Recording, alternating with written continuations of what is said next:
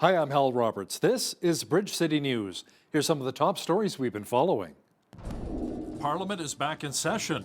We hear from political reporter Brian Lilly on what the focus of the Trudeau Liberals will be moving forward. Government officials in BC have an update as to how many highways have reopened since the devastating floods damaged so much of the province last week. And a bus crash in Bulgaria killed 45 people. We will let you know if any Canadians were on board. Your nation, your province, your southern Alberta. From the heart of Lethbridge, it's Bridge City News with Hal Roberts. Thanks so much for joining us. Members of the House of Commons have re-elected Liberal Anthony Rota as Speaker. Both Prime Minister Justin Trudeau and Conservative leader Erin O'Toole congratulated Rota on his re-election during the start of the 44th Parliament. Thank you again for the confidence that you have placed in me as Speaker for a second term. I am very honored to be up here, both politically and personally. This is something that I know I will treasure for the rest of my life, and I guess one of the good things about being Speaker is I probably upset both sides equally, so I appreciate you. Canadians chose a Parliament that would work together to get big things done, to put this pandemic behind us and build a resilient economy and good middle-class jobs, to fight climate change, to continue walking the road of reconciliation. It is no small thing to build a better, stronger future, so there will be moments where we will get caught up in heated debate. But when that happens, we will have you, Mr. Speaker, to guide us back on track. I want you, Mr. Speaker, to continue your work standing up for our democracy, not just to make sure we could participate in debates during the pandemic, but that the will of Parliament was defended in court in Canada, Mr. Speaker. Now, the Trudeau Liberals began their third term in office with a speech from the throne delivered by Governor-General Mary Simon. The economy is struggling under supply chain issues, and rising inflation is facing its fair share of challenges. According to political reporter Brian Lilly, that's apparently not the focus for the Trudeau Liberals right now. A lot of the throne speech focusing in on COVID-19 and getting us through the rest of the pandemic, not really a big surprise there.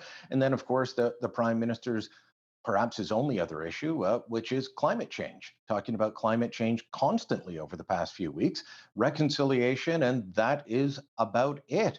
You know, not a lot of focus on issues that are affecting the government, affecting Canadian industry. It's all about climate change, COVID, and reconciliation. I'm not sure how this plays into where the Canadian public is sitting, but that tells you where the government's head is at. Mr. Lilly will also have more on the return to Parliament and what's going on with Tory leader Erin O'Toole's leadership. That's coming up later in our broadcast. Alberta's newest senator is officially on the job. Karen Sorenson, who was the mayor of Banff for many years, has been sworn into the upper chamber. Sorenson, who was 62, stepped down after Prime Minister Justin Trudeau appointed her a senator in July. She was first elected to town council in 2004, serving 6 years as a councillor and the last 11 years as mayor of Banff. Some big news for Lethbridge East MLA Nathan Neudorf. He was appointed as Parliamentary Secretary to the Minister of Environment and Parks for Water Stewardship. MLA Neudorf will help Minister Jason Nixon in areas related to water quality and use across the province. Water quality has been top of mind of many Albertans since concerns were first raised over coal mining in the eastern slopes of the Canadian Rockies, potentially impacting the Oldman River. On another note, MLA Neudorf says the province has re-engaged in talks with doctors. He says officials are negotiating on the master agreement with the Alberta Medical Association that was previously cancelled by the UCP. The province announced on Tuesday that 394,000 doses of the Pfizer pediatric vaccine have arrived in Alberta. Health officials say they'll begin taking vaccine bookings for 5 to 11-year-olds on Wednesday. The doses will be distributed to 120 AHS vaccination clinics across the province and in pharmacies and communities where clinics are not nearby. Premier Jason Kenney says some parents will be quite hesitant of having their kids receive the jab. But I also know that some parents, despite choosing the vaccine for themselves, may have questions about whether it's the right choice for their young ones. So if you are unsure, hesitant, or you'd like more information, please reach out and speak to a trusted medical professional.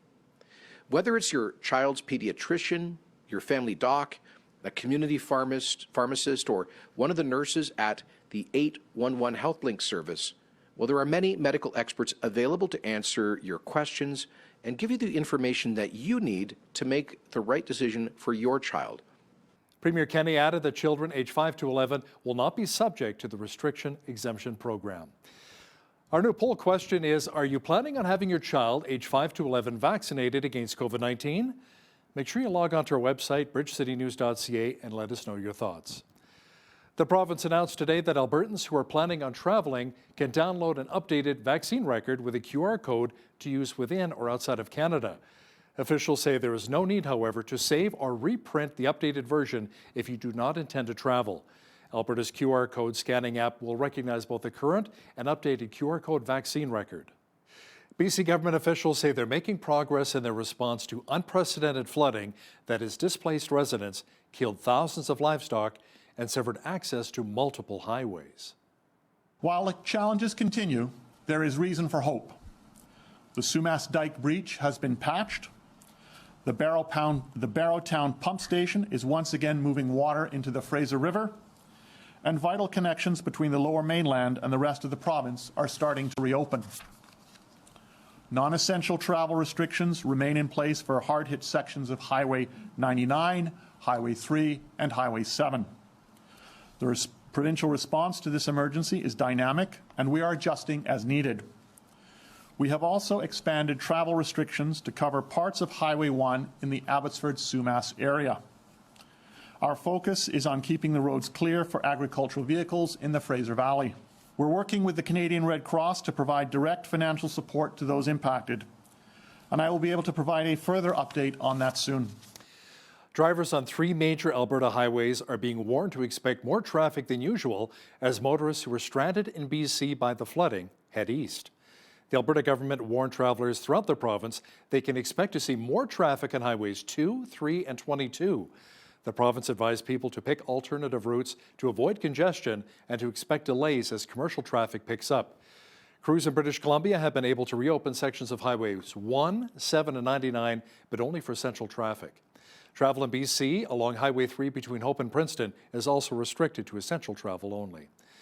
Environment Canada is warning of more rainfall in BC this week, which will affect areas still recovering from last week's floods. They say another so-called atmospheric river is expected to bring up to 70 millimeters of rain in the Fraser Valley. Another 100 millimeters is anticipated in the North Shore Mountains around Howe Sound. Public Safety Minister Mike Farnworth says the federal government is working with Environment Canada to develop a new warning system which could be implemented in January. Now, the floods in BC have scrambled supply chains across much of Western Canada, leaving grocery store shelves bare and access to the country's largest port blocked.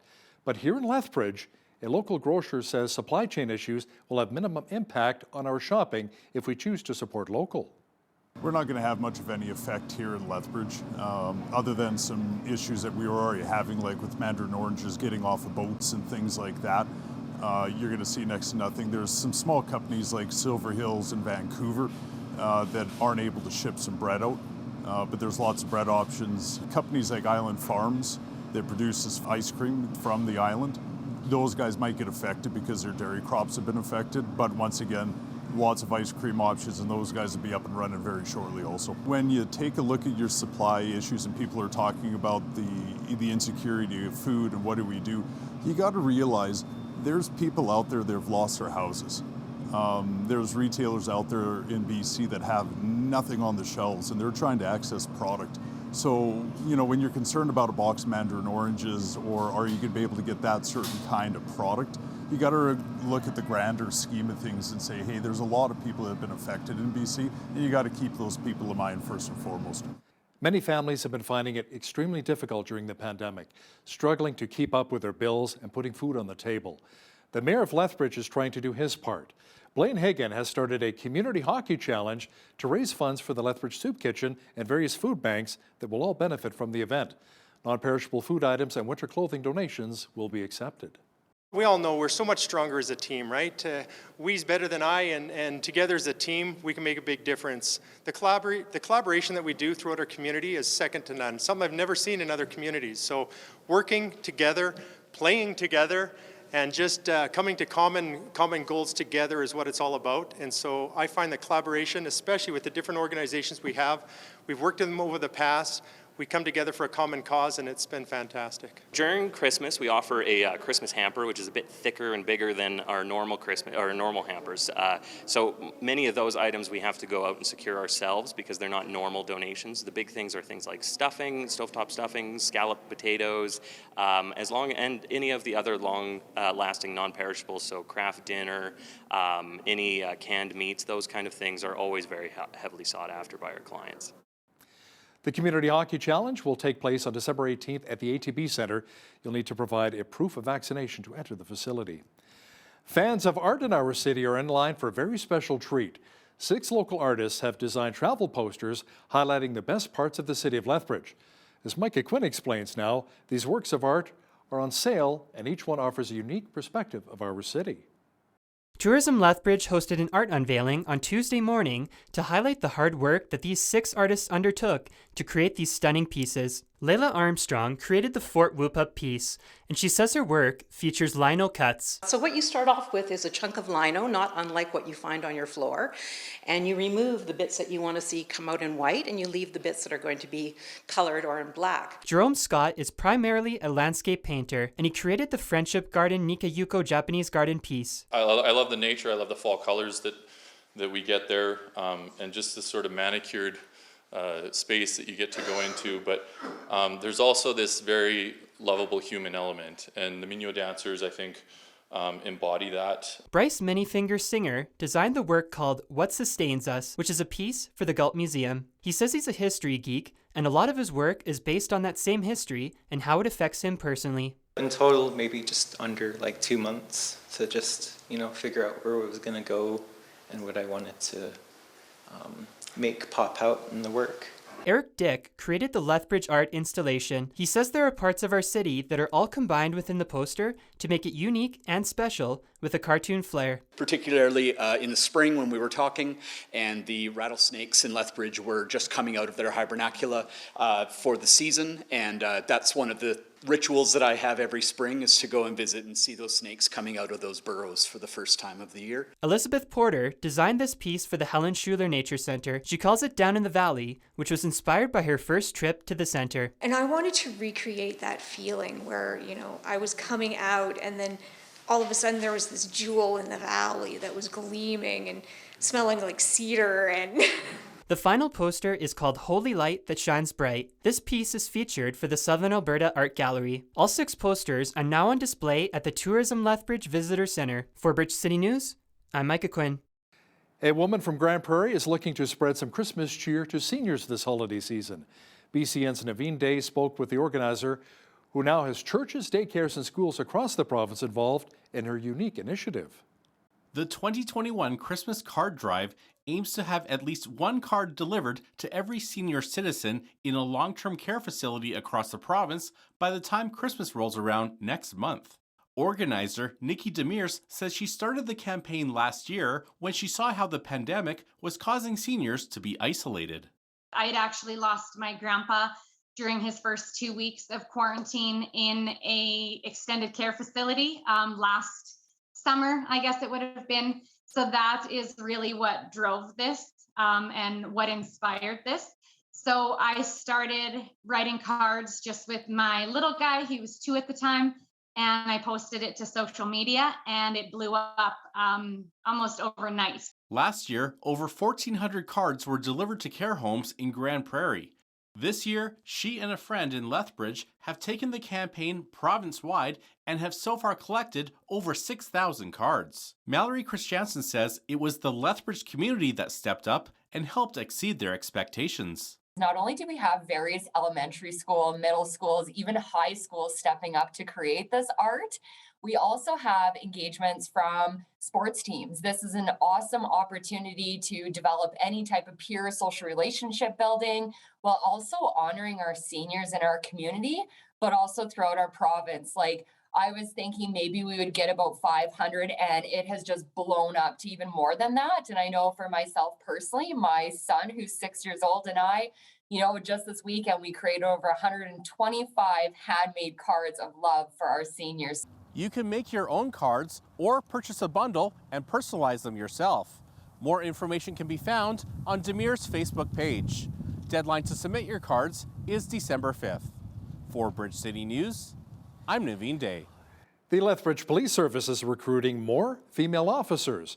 The LPS is doing so by offering a 4-day boot camp to help new female recruits hone their physical fitness and craft in their field. Only 12% of officers within the LPS are female. Staff Sergeant Christy Wood says the force wants to provide more of an opportunity for women to join and become police officers as they prepare for the Alberta Physical Readiness Evaluation for Police Officers test. So this particular one, we chose the APREP, which is our physical test, and it's a provincial standard to pass to get on as a police officer in Alberta. And traditionally what we find is with females, there's been tons of studies on the APREP. It's not usually that the female or the person who identifies as female cannot physically pass the program. It's what they're doing and how they're training. So it's just the tools and help and assistance they need and some guidance. In fact, there's been tons of studies that show even with as little as 6 weeks of training that's focused and targeted, they can increase their success rate from 50 to 90%. The boot camps will take place on December 3rd and the 11th, also on January 4th and the 20th. 8 people were arrested in Edmonton following a 2-year cross-Canada drug trafficking investigation by Alert. Police seized more than $2 million in drugs, cash, and weapons. Project Elk was a long investigation into an Edmonton-based drug trafficking network that was involved in importing drugs. The 8 who were busted were charged with various drug and firearm-related offenses. Alert Edmonton's organized crime team worked with the Edmonton Police Service and RCMP units across Alberta, Saskatchewan, and Ontario to bring down the drug ring. In addition to the drugs and guns, Alert seized around $200,000 in vehicles, Rolex watches, diamond rings, and other jewelry. The University of Saskatchewan and the Sask Polytechnique have been warned to either reverse their COVID-19 vaccination policies or face potential legal action from the Justice Centre for Constitutional Freedoms. Andre Mamari is a lawyer with the JCCF, and he joins us now from Saskatoon. Andre, what changed with the 2 post-secondary institutions? Both institutions on October 28th, 2021 announced the very same policy, which requires mandatory vaccination for all students, staff, and faculty commencing in January. Prior to that, both education institutions were allowing testing for those who chose not to be vaccinated for various reasons. Now, did they explain their reasoning behind the changes? The university in particular has sent several messages to the community advising of its efforts in keeping people safe, though very little messaging has been provided to engage with the community, particularly the faculty, with respect to the science that the university is relying on in making those decisions. So essentially, what are your demands from the 2 schools? What would you like to see done? Well, Hal, what we would like to see is both schools return to the law and to allow students to return to school and not be discriminated against, whether they're vaccinated or unvaccinated. In particular, we're looking for a balance of interests, that being that any student that can provide either a proof of having been previously infected and recovered from COVID-19, or a test that identifies that they have antibodies against COVID-19, or if they have proof of vaccination or a negative test. If they can provide any of those 3, they should be treated equally. That was Andre Mamari, lawyer with the Justice Centre for Constitutional Freedoms, joining us from Saskatoon, Saskatchewan. The Manitoba government is inviting people to have their say about what will be in the 2022 budget. Finance Minister Scott Fielding says people can participate in telephone town hall or in-person sessions that will begin in late November and December. Fielding says the Conservative government is committed to protecting and supporting Manitobans during the pandemic, while also maintaining the province's forward momentum toward a full economic recovery. The government says it will be launching an online survey very soon. A bus crash in Bulgaria killed at least 45 people, and at this point officials say there were no Canadians on board. The bus was carrying passengers home to North Macedonia from a tourist trip to Istanbul, Turkey. The bus allegedly ripped through a guardrail on a highway. The vehicle exploded into flames shortly after. Daylight revealed a burned-out shell with all of its windows blown out sitting alongside of the median. 7 survivors were taken to area hospitals after the crash. Among the survivors, 5 are North Macedonia nationals, 1 is Serbian, and another Belgian. A ferry capsized in eastern Sri Lanka on Tuesday, killing at least 6 people, 4 of whom were children. A spokesperson said the vessel was carrying mostly students and teachers to a school across a lagoon when it capsized. Emergency officials, the Navy, and villagers were able to save 20 people, half of whom were kids. Ferry accidents are relatively rare in Sri Lanka because many locations are now connected by bridges. The cause for the capsizing is still under investigation. Barbara Korn and Margarita Sosa call themselves the Happy Grandmas. The two enjoy giving back in a unique way by sewing cuddly stuffed animals to pack in Operation Christmas Child shoeboxes. The pair say it's a way for God to show kids that He loves them just the way they are. We're more than friends, we're sisters, you know. Oh, yes. How are you? And we have traveled together. Oh, we have so much fun traveling. She is a comedian. And in this, I think this is the last season of our lives, I guess, or maybe the second to last, maybe. We've been making these cuddlies, these stuffed animals. They have been going to different missions with our churches. We were praying, Lord, give us a ministry that we can just provide continually. We knew about Operation Christmas Child through our churches. Then we said, maybe these little guys can go in there. Yeah. We can come up together with a script to put on a little label on the plastic bag that we put them in to tell a child, you know, God loves them just like they are, and that they're perfectly imperfect, just like all of us are. It's showing God's love for them. It's like a comfort. The name Comfort Cuddly, we always wanted that word comfort to be present when whoever receives them gets the comfort from God. And it's a cuddly because you can cuddle to it. They may use up their soap, and there are different things, but if they can keep this to hold, it'll make them think of God, loving them and holding them. Such sweet ladies. Man, I miss my grandmother. Well, we had lots of clouds and some light showers today in parts of southwestern Alberta. We may even see some of the white stuff tonight. Complete weather details are on deck. It was a mainly overcast day in many parts of southwestern Alberta today. Some regions even saw light showers. Jeanette Rocher is back with a complete look at the weather forecast. Jeanette, some of that rain may actually be turning into snow?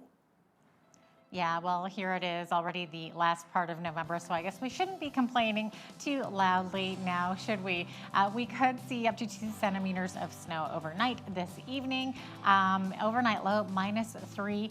It shouldn't last, though, mainly because of the winds. Tomorrow, we're looking at gusts up to 60 kilometers per hour tomorrow for Wednesday. High of 3 degrees, but then if that doesn't get rid of the snow, surely this will here on Thursday. High of 15 degrees. That's unbelievable for this time of year. 11 degrees our high on Friday, 7 on Saturday, up to 10 on Sunday, and then back down to 3 degrees on Monday. Now, the average high for this time of year is just over 2 degrees, so we are in pretty good shape here. -9 is the average low for this time of year. 16 was where we were at back in 2005, and we'll be close to that coming up later on this week. -33 was our chilly day. That was back in 1996. Sun rose this morning at 7:56 a.m. and our sun set this evening 4:40 p.m. So days getting shorter, getting closer to that shortest day of the year. Heavy rainfall still expected for British Columbia. Special weather statement is in effect for Vancouver. They're looking at 40 to 80 millimeters of rain tomorrow, 70% chance, 60% chance of showers in Victoria. Victoria's high tomorrow 8, Vancouver's high 6.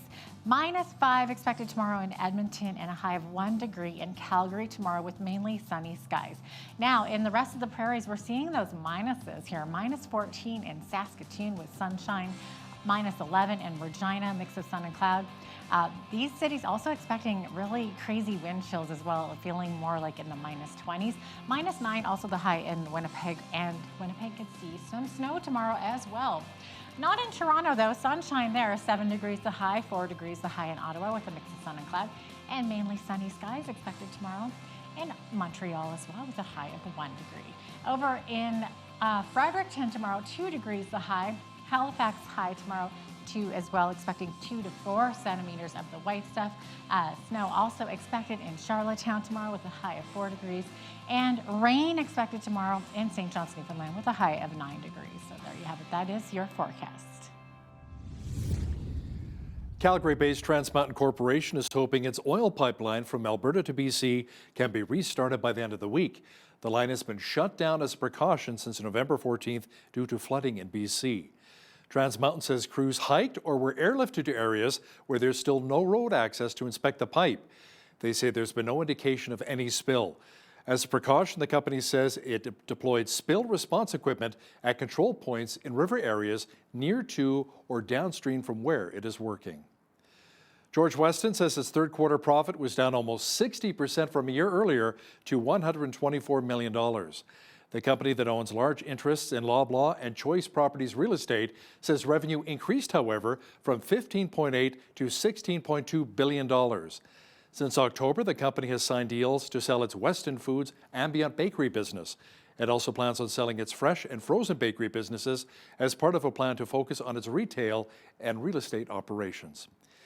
U.S. aviation authorities say Air Canada has agreed to a $4.5 million U.S. settlement of charges it failed to promptly refund customers after canceling flights amid the pandemic.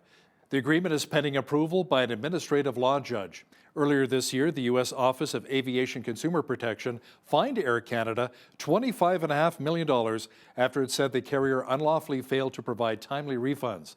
Air Canada sought to dismiss the proceedings back in June. The company said the agency had not conducted a well-reasoned analysis of refund regulations and the company's conditions of carriage. There's a company based in Medicine Hat, Alberta, which helps support the growth of innovation and technology-based businesses. The company is called Apex Alberta. Tracy Stroud is the company's innovation coordinator, and she says it's good that entrepreneurs do not have to go to Silicon Valley to have a successful tech business. Even though we like to let entrepreneurs know that you don't have to leave your community to get supports. We can bring supports into them, whatever they are needing. So companies don't have to go to bigger centers, especially tech companies. There's this perception that they might have to go to Silicon Valley to get supports. That is not the case. We can help them right here in Alberta.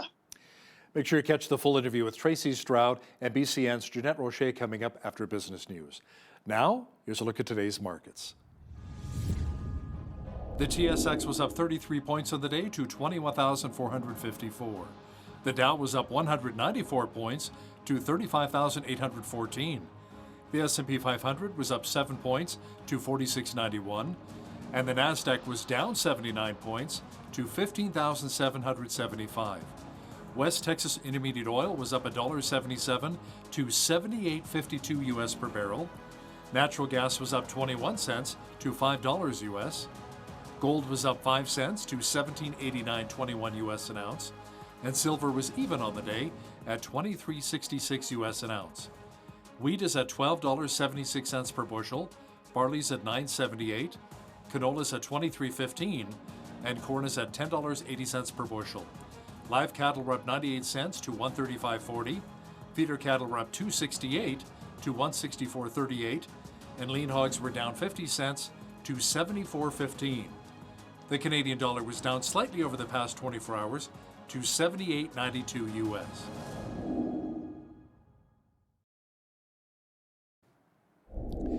Recapping one of our top stories, Conservative leader Erin O'Toole addressed the Liberals' throne speech. O'Toole says it offered no solutions for what he calls an inflation crisis created by the Trudeau government. O'Toole says Canada spent more than any other G7 country to respond to the COVID-19 crisis for the worst economic results. Well, political reporter Brian Lilley will have more on the return to Parliament and how a stronger coalition appears to be forming between the Liberals and NDP to quickly pass through legislation. Mr. Lilley will have details for us next. Parliament has returned. A new speaker was elected. We had the throne speech and so much more. To discuss some of the details is our parliamentary reporter and Toronto Sun columnist Brian Lilley, joining us once again from Toronto. Brian, what was on the Trudeau Liberals' agenda?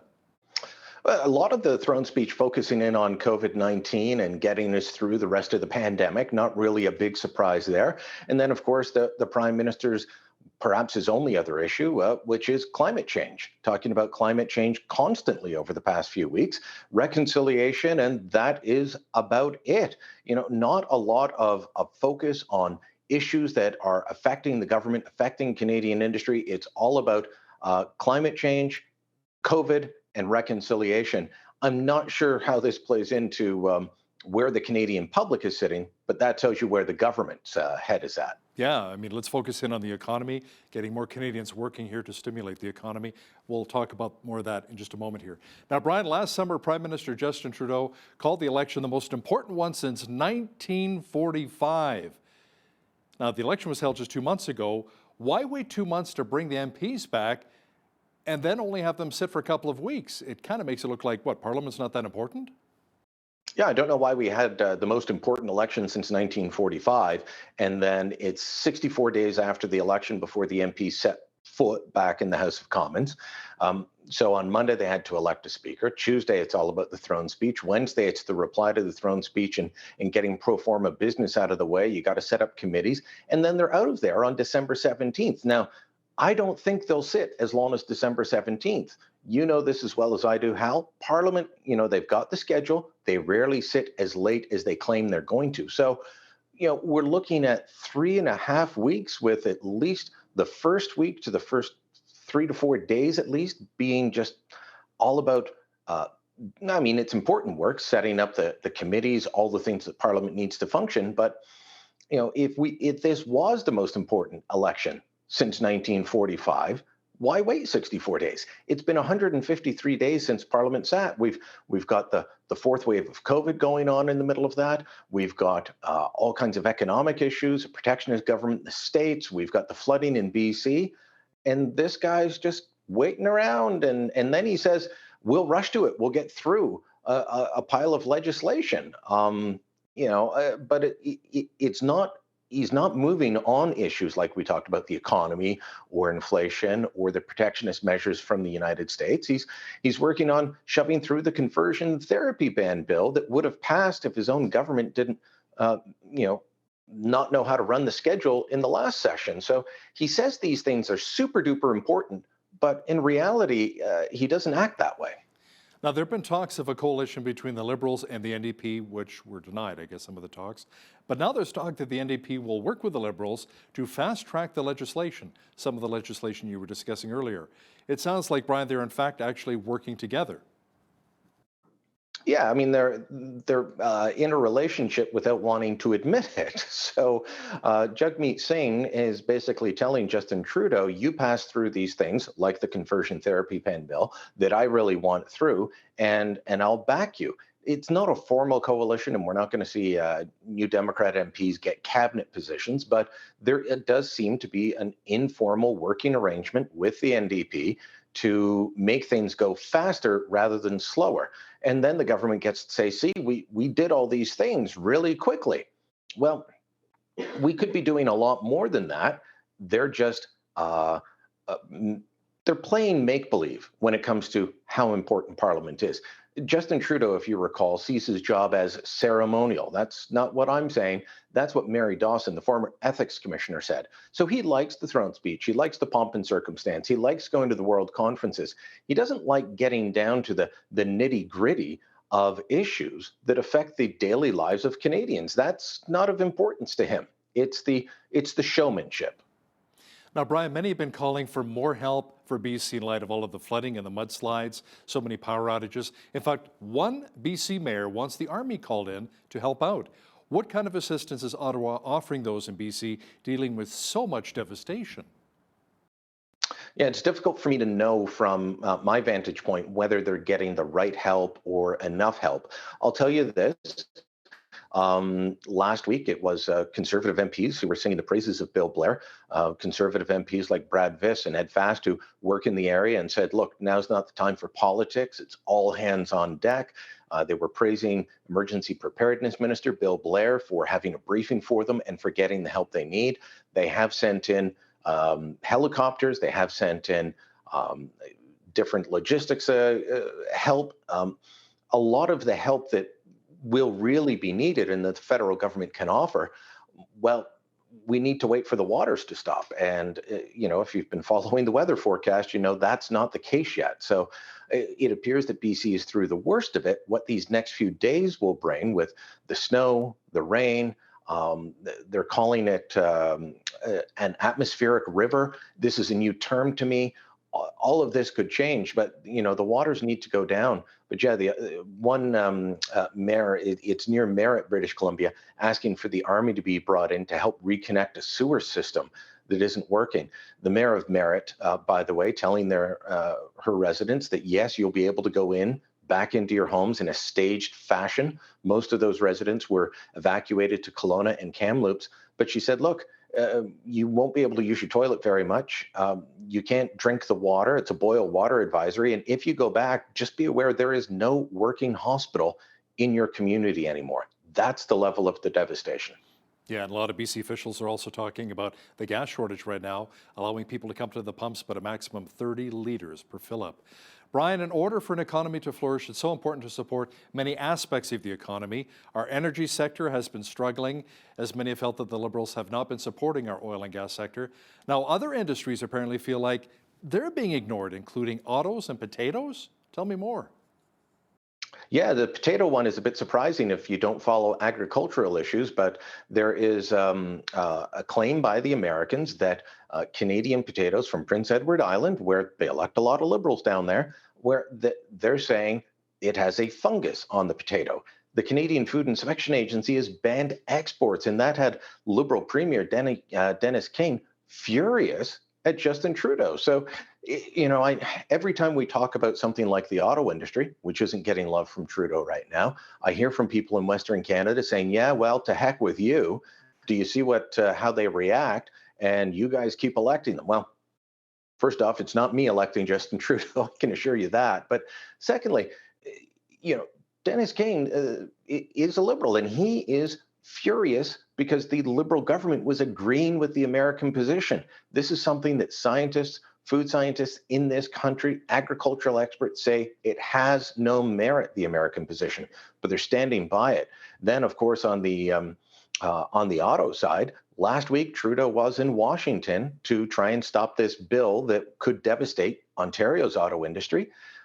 Did he get any love from Joe Biden? No. The day Trudeau arrived and was holding meetings with congressional leaders, Biden was in Detroit holding a news conference promoting the very tax measures and bill that Trudeau wants stopped. And it would have passed on the Thursday while Trudeau was still there if it wasn't for the Republicans holding a filibuster and talking out the clock. Bill's going to pass, it's going to get into law, and Joe Biden's doing nothing about it. And Justin Trudeau, what he is doing is a little bit too late.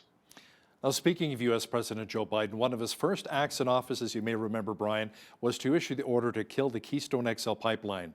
Now, the company behind the pipeline, TC Energy, is suing over that decision. What kind of compensation are they looking for?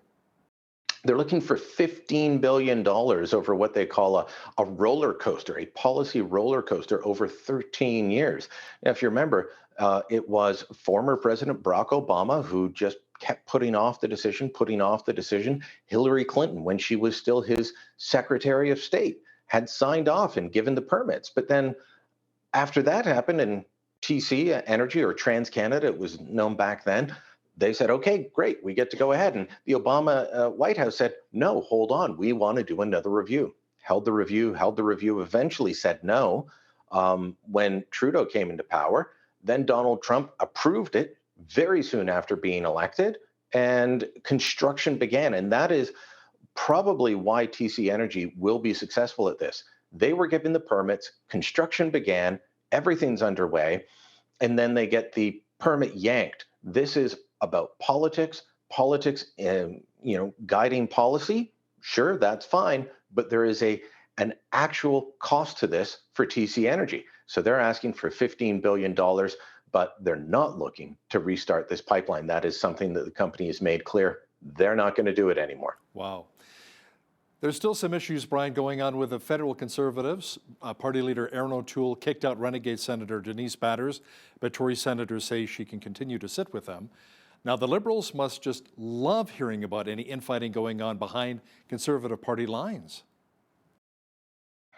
Absolutely, they do. And it is any bad day for Aaron O'Toole is a good day for Justin Trudeau. And Aaron O'Toole keeps having a lot of bad days. Even on the first day back of Parliament, Liberal House Leader Mark Holland was able to get a lot of headlines talking about, well, are the Conservatives really vaccinated? Are they fully vaccinated? There's too many medical exemptions. It's statistically improbable. And so on these headlines go. And, Senator Batters, her future being discussed by the National Council, and they're going to look at the petition that she started. All of these things are ongoing. Look, I think Aaron O'Toole, shortly after the election, needed to fire some people. He needed to fire the people behind policies that were unpopular. He needed to give something to the base. So fire the guy behind the policy on the carbon tax, Dan Robertson. He's a nice guy, but sometimes you have to take one for the boss. That should have happened early on. He should have called the review, but he should have also been seen acting. Instead, he called the review, and then he went quiet for a while. And that allowed this vacuum to fill up with people who don't like him. A lot of this is being driven by people loyal to Andrew Scheer. That's the camp that Senator Batters is in. So we'll see if there's more of them coming out. But O'Toole has to get a handle on this, or it's going to be death by 1,000 cuts, and he will no longer be leader of the Conservative Party. I was just asking, how much momentum is there right now, to replace Aaron O'Toole? And you and I talked about it in the past, but who are potential successors for O'Toole? Perhaps Pierre Poilievre. Many people feel he's very intelligent, he's got the energy, but he doesn't really want the gig. So who else would be available? Who wants the job? Yeah, there's nobody waiting in the wings at the moment. I don't see Peter MacKay coming back to try a third kick at the can, or I guess fourth if you go back to him leading the PCs back in the day. And there's a lot of people saying, well, we'd be in a better position with Pierre Poilievre, or would be a better position if Peter MacKay had won. Okay, that's nice speculation, but it's like debating whether the Stones or the Beatles are the better act. It's all speculative. He's the leader now. What are you doing to improve things? And right now, the only thing that is improving is how Justin Trudeau looks by comparison. And we'll see if there's actually momentum behind this. If there's more than a few disgruntled people. Remember, a lot of the headlines said that Jason Kenney going into the UCP meeting was done for, and that would be obvious at the convention. Didn't happen. Jason Kenney still leader of the UCP, and a lot of the rebels that wanted to take him out looking like they have egg on their face today. How about Stephen Harper coming out of retirement to lead the federal Conservatives? Stephen Harper is about to start an investment fund worth billions of dollars, and he's going to be at the top of it. So that tells you the kind of money he's making now, and I don't think he has any interest in going back into elected politics. Brian, the Liberals recently announced that they will not be sending anyone back to Roxham Road. Now, that's the illegal border crossing which saw tens of thousands of people cross prior to the pandemic. What's the reasoning behind this? The reasoning behind it is that they just simply don't believe in the rules at the border. If you remember, this became a place where 18,000 people a year were crossing for several years. They said that they were going to crack down on it. They brought it down to 16,000 people a year crossing at Roxham Road, this border crossing between Quebec and New York State. These were people who were claiming refugee status and filling up the system, but they were people who were already in a third country. The Liberals, they just don't seem to want to abide by the international agreement that they have with the United States on safe third parties. You're supposed to turn people back. They seem to want to make this a cultural political wedge issue because the Conservatives are against it, and they know that they can get a lot of people riled up saying, well, the Conservatives are anti-immigrant. No, these are people who are quite literally jumping the queue. For a while, people were flying in from different parts of the world, landing at New York City's JFK or LaGuardia airports, and then immediately were transported to the Canada-US border. They couldn't get in through Canada's generous immigration system, so they were coming in this way. We're going to start seeing tens of thousands of people coming across there. And for anyone that says this is not illegal, that this is completely legal, just read the signs, read the law, and listen to the warnings that the RCMP, permanently stationed there for several years, give out to people before they cross over. They tell them it's illegal, and then they arrest them when they come over. Political reporter and Toronto Sun columnist Brian Lilly, thanks so much for your time today. Thank you, Hal. Are you an entrepreneur in need of some help seeing your business grow, or a tech company who would like to get off the ground? Well, our next guest is from an organization that supports the growth of innovation and technology-based businesses in southeastern Alberta. Tracy Stroud is the Regional Innovation Coordinator at Apex Southeast Alberta, and we welcome her to the show today. Tracy, thanks so much for joining us. Thank you for having me. Now, Tracy, you have a lot of experience in helping entrepreneurs grow their businesses. Can you talk a little bit about the benefits that Apex Alberta brings to Southern Alberta business owners? Absolutely. So Apex is actually a collaborative organization in Southeast Alberta. And so we work with our Community Futures EntreCorp office, Medicine Hat College, and Alberta Innovates to help companies along their entrepreneurship journey. And so we can provide supports from early as a potential company has an idea that they want to see to fruition and see if it is a viable business idea, all the way up to existing companies that are looking to scale and grow. And so we provide quite a wide range of supports for tech and knowledge-based entrepreneurs. Okay, that sounds so interesting. And is it mostly for businesses based in southeastern Alberta, like you're in Medicine Hat, for example? Do you ever go beyond that? Sometimes, but it is pretty rare. So we are actually one of 8 regional innovation networks across the province. And each RIN, as we call it for short, they exist to help tech and knowledge-based companies start up and scale. And so we work in collaboration with the other regional innovation networks. So if a company is from a different region, there will be a RIN assigned to that region, and we would connect them to the proper supports in that area. Okay, awesome. Now, how important is innovation and development to the Alberta economy? What kind of impact does that have? Absolutely. It's so important right now in terms of diversification and providing new types of jobs. So right now, from a global perspective, IT jobs are the #1 hot job in the world. So with the pandemic, it's really increased the need for online businesses and providing a new way to reach new markets. So in terms of Alberta being able to diversify the economy into the tech and knowledge-based sector, it's very important. And we are seeing growth in this area. Recently, Alberta Innovates launched 4 new tech accelerators. And these are global tech accelerators, so the best of the best in coaching and helping more businesses scale up. And so we're getting more tech entrepreneurs, we're getting more companies to scale up and grow their business, which ultimately creates more jobs, which is really what we want to see in Alberta. Yeah, that's awesome. Now, your organization, Apex, does it look to promote Southeast Alberta as a destination for tech companies, or is your mission more to help develop ideas and technology already in the region, or both? A little bit of both, actually. So primarily it is to help the entrepreneur get started and scale.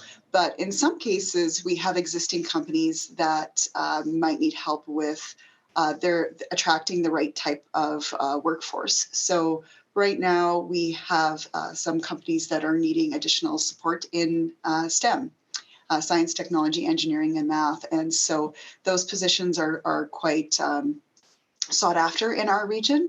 And so we are creating awareness that those positions exist. We have local companies that are looking to fill them and letting them know about Southeast Alberta and the benefits of living in the area. So usually it's the entrepreneur development journey, but sometimes we do help companies in a different way when it comes to that workforce. Mm-hmm.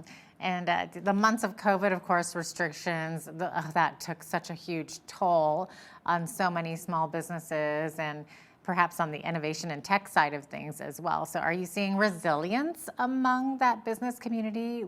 Like, what are some of the examples that you could give us? Yeah, absolutely. Especially early on in the pandemic, we seen a lot of companies pivot to get their businesses online. And so we we primarily work with more of those tech software companies, but during the early days of the pandemic, we were helping all companies to have an online presence so they could reach their customers in online markets. And so we've provided a lot of digital training supports, and we continue to do that. And so some of the training we're offering right now, our partner Community Futures has these digital squads in partnership with BusinessLink, and it's teaching companies not only to get online and get a website online, but how you can use Google AdWords and all of these other digital marketing supports that are needed. And so, yeah, we provide quite a wide array of training and supports, but the companies have been absolutely amazing to pivot and constantly adapt to the new world and the new regulations that we're seeing with COVID. So it's been great to see companies that have, done well during this time, this very difficult time, and some are even, thriving and doing better than before. So kudos again to our amazing business community. That's amazing. And of course, the last 20 months have been such a huge challenge for all of us. And maybe talk a little bit about how our economy needs those small businesses and innovators to bring their ideas to market. Absolutely. It's so important to have companies that are developing new intellectual property, that are developing new products and services that the world hasn't seen before. And there are companies doing it. And now it's a process of getting that to market. And so that's some of the supports that we provide, is to help on those stages. And I would just say, companies don't need to do it alone. There are supports available, and it can be a tough journey on their own. And so why not engage with organizations that want to provide assistance and help make that journey a little bit easier. Mm-hmm. Now, where does the funding for Apex Alberta come from? Primarily, it comes from Alberta Innovates. They support the regional innovation networks across Alberta. We also work with other partners to leverage resources, though, as well. So we try to make those dollars go as far as possible to provide supports for companies. Yeah, and so I know you have a collaboration with Medicine Hat College. And how important are these collaborations that Apex has with other organizations in Medicine Hat?